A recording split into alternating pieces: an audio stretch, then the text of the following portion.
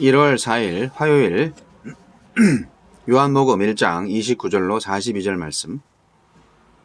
이튿날 요한이 예수께서 자기에게 나아오심을 보고 이르되 보라 세상 죄를 지고 가는 하나님의 어린 양이로다. 내가 전에 말하기를 내 뒤에 오는 사람이 있는데 나보다 앞선 것은 그가 나보다 먼저 계심이라 한 것이 이 사람을 가리킴이라. 나도 그를 알지 못하였으나 내가 와서 물로 침례를 베푸는 것은 그를 이스라엘에 나타내려 함이라 하니라. 요한이 또 증언하여 이르되 내가 봄에 성령이 비둘기같이 하늘로부터 내려와서 그의 위에 머물렀더라. 나도 그를 알지 못하였으나 나를 보내어 물로 침례를 베풀라 하신 그이가 나에게 말씀하시되 성령이 내려서 누구 위에든지 머무는 것을 보거든 그가 곧 성령으로 침례를 베푸는 이인 줄 알라 하셨기에 내가 보고 그가 하나님의 아들이심을 증언하였노라 하니라. 또 이튿날 요한이 자기 제자 중 두 사람과 함께 섰다가 예수께서 거니심을 보고 말하되 보라 하나님의 어린 양이로다. 두 제자가 그의 말을 듣고 예수를 따르거늘 예수께서 돌이켜 그 따르는 것을 보시고 물어 이르시되 무엇을 구하느냐 이르되 랍비여 어디 계시오니이까 하니 가로 열고 랍비는 번역하면 선생이라 가로 닫고 예수께서 이르시되 와서 보라. 그러므로 그들이 가서 계신 데를 보고 그날 함께 거하니 때가 10시쯤 되었더라. 요한의 말을 듣고 예수를 따르는 두 사람 중에 하나는 시몬 베드로의 형제 안드레라.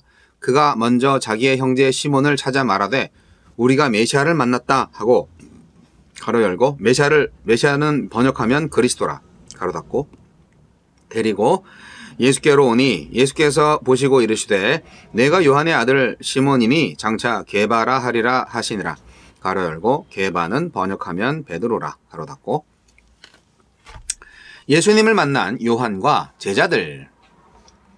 요한은 예수님께 침례를 주다가 자기 뒤에 오시는 그분이 바로 예수님임을 깨닫고 예수님을 하나님의 어린 양, 하나님의 아들로 소개했습니다. 예수님은 어떤 분입니까? 세상 죄를 지신, 즉 세상 죄를 제거하신 하나님의 어린 양이십니다. 구약에서 어린 양은 이스라엘의 출애굽, 또 하나님을 만나기 위해 매일 드리는 희생제사, 또 죄를 지은 백성을 위해 고난당하는 여호와의 종을 묘사하는 데 등장했습니다. 하나님은 작고 약한 어린 양을 통해서 자기 백성의 구원과 속죄를 이루셨고 그들과의 교제도 확보하셨습니다.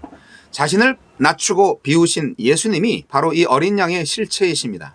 하나님의 어린 양이신 예수님의 충성과 사랑과 희생을 통해 우리는 죄를 용서받고 하나님과 화평을 누리며 장차 모든 악을 이기신 어린 양 앞에서 찬양을 부를 것입니다.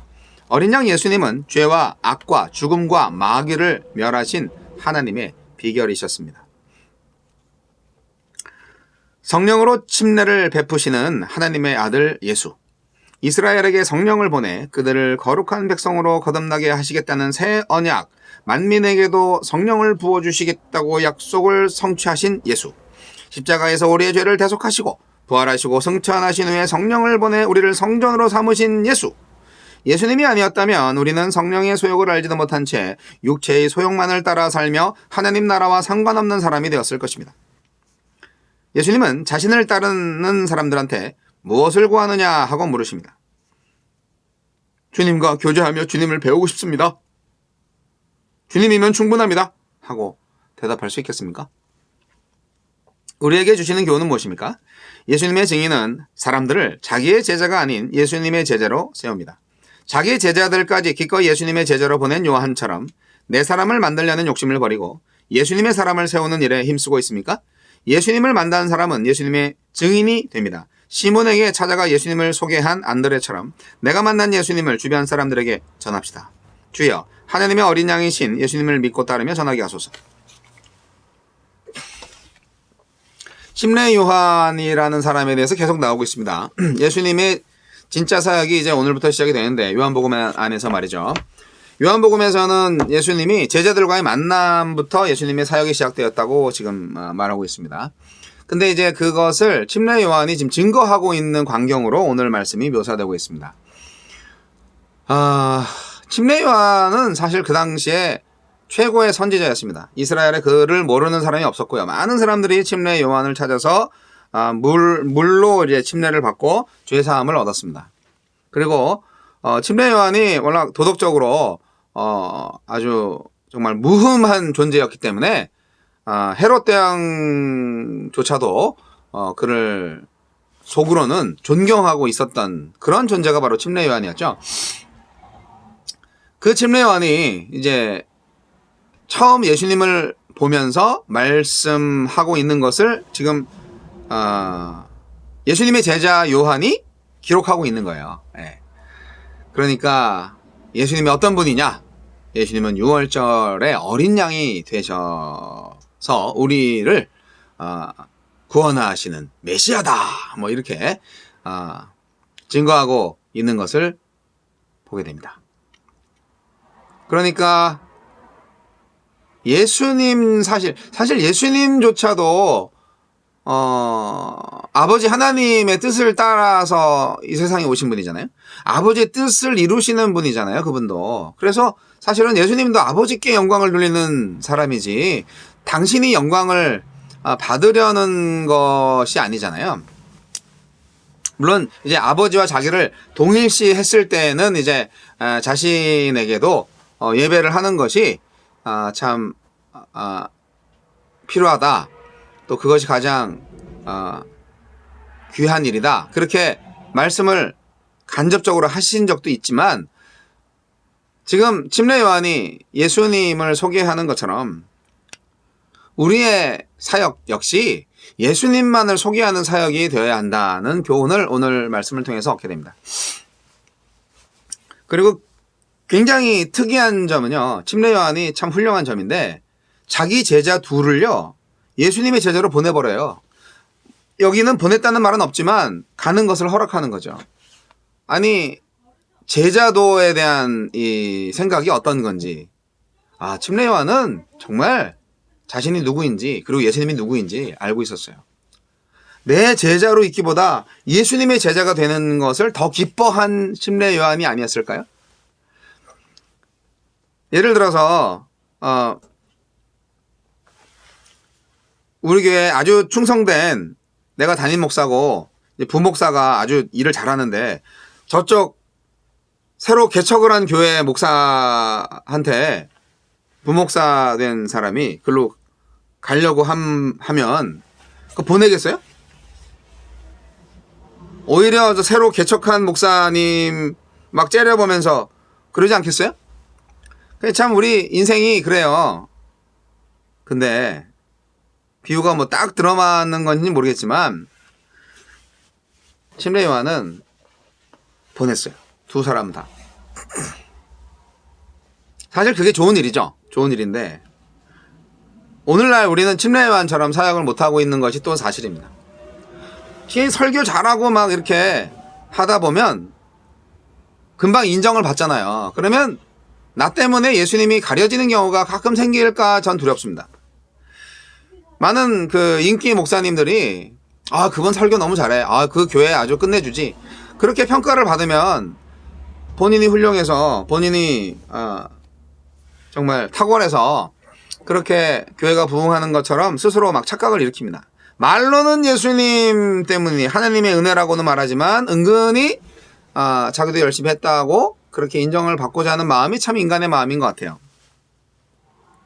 그래서 대형교회에 없는 게 오히려 겸손해질 수 있는 그런 좋은 은혜의 환경이 아닌가라는 뭐 그런 이상한 생각도 드는데요.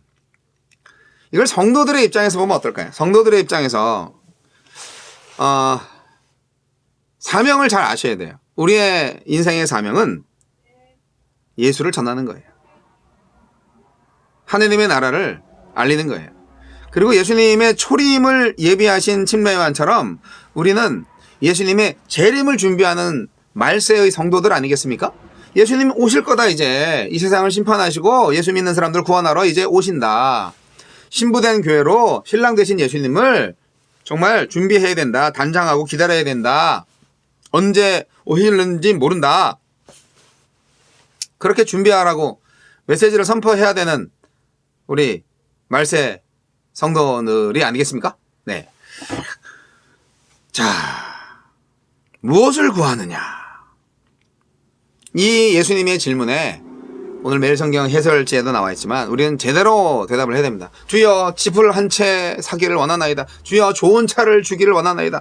주여 인류대학 가게 해주소서. 주여 이렇게 기도하시면 참 예수님 좋아하시겠어요. 하나님의 나라를 구해야죠. 아니 그것보다도 예수님을 원합니다. 예수님으로 만족합니다. 무엇을 원하느냐? 예수님이요. 그렇게 해야죠. 하나님 자체가 구원이에요. 여러분, 우리가 구원받는 이유가 이 세상에서 잘 먹고 잘 살기 위해서 구원받는 거 아니잖아요. 너무 믿음이 적은 것 같아요. 아직도 많은 사람들이. 너무 세속적인 것들을 많이 포기를 못 하시는 분들이 많아요. 돈 잘 벌 수도 있고 이 생에서 부귀영화 누릴 수도 있어요. 그게 죄는 아니에요. 단 하나님을 경외하는 마음을 잃어버리지 않는다면 말이죠. 베드로가 이제 이렇게 만나는구나라는 것을 아주 참 극적으로 표현했어요. 네. 안드레가 자기 형인지 뭐 동생인지 아마 형이었을 텐데 우리가 메시아를 만났어. 그렇게 소개를 하고 있잖아요. 그랬는데 여기서 예수님이 딱 그 게바를 딱 보고 네가 요한의 아들 시몬이냐? 장차 게바라 하리라. 예, 그렇게 딱 얘가 베드로였구나. 이 영화의 한 장면, 딱 첫 장면, 이 첫 만남의 장면이 너무 인상적인 장면이 될 것 같지 않습니까? 이 훗날 베드로가 어떤 일을 경험할지를 우리는 다 알고 있기 때문에 이 첫 장면, 베드로와 예수님의 만남이 이런 모습이었어. 이런 거 상상하게 될 때 재밌지 않습니까, 여러분? 그래서 형제 안드레와 베드로 이분들이 메시아가 왔어! 라는 그 흥분된 마음을 가지고 예수님을 만나가지고 이렇게 서로 막 흥분되는, 감동되는 그런 광경. 야, 참. 사실 상상만 해도 저도 감동이 되고요. 흥분이 됩니다. 네. 여러분, 예수님의 메시아됨을 알아본 베드로. 네. 뭐 믿음은 아직 없지만 그래도 메시아임을 딱 보고 제자가 되기로 이렇게 하고 있는 베드로. 이게 요한복음에서는 그렇게 나온다는 거예요. 예, 요한복음에서. 네. 다른 복음서에는 또 다른 모습으로 기록되어 있으니까 그런 걸 다 종합해서 이렇게 이해할 필요는 있습니다. 여하튼 예수를 만나게 된 제자들은 어떻게 했나? 그 제자들은 바로 예수 그리스도를 증거하는 증인들이 되었습니다. 네. 침례 요한의 두 제자가 그리스도를 만났고 그 중에 안드레가 자기 형제 베드로한테 그리고 빌립은 나다나엘한테 그리스도를 증거하게 되었습니다. 여러분, 창조와 생명과 구원의 주님이 되시는 그리스도를 발견하는 일이 뭐 그리 쉬운 일이겠습니까? 그리고 한 걸음 더 나아가서 그분을 영접하고 영원히 그의 제자가 되어 따른다는 것 역시 더더욱 어려운 일이겠죠. 여러분, 그리스도를 향해서 정말 최고의 가치를 두는 자만이 그의 제자가 될 수 있는 거 아니겠습니까? 저는 예수님의 제자입니다. 라고 여러분 자신 있게 말할 수 있습니까? 나는 예수 그리스도의 제자입니다. 라고 여러분 말할 수 있겠습니까? 말할 수 있어야 되는데. 이 시대의 예수님의 제자는 누구일까요? 잘 찾아보십시오. 사실은 저와 여러분이 되기를 원합니다. 뭐 딴 사람 볼 필요 없어요. 예수님은 지금 우리를 부르고 계세요. 누구를 통해서 불러줄 수도 있고 직접 불러주실 수도 있어요. 그러나 저와 여러분은 예수님의 제자로 부름을 받았고 이미 예수님의 제자인지도 모릅니다. 사랑하는 성도 여러분, 예수님을 만난 요한과 제자들, 자기 제자를 흘려보낼 수 있는 바다와 같은 마음을 가진 침례 요한의 자기 정체성의 제대로 된 인식과 자기 사명을 잘 감당하는 바로 이 주님의 일꾼, 대선지자.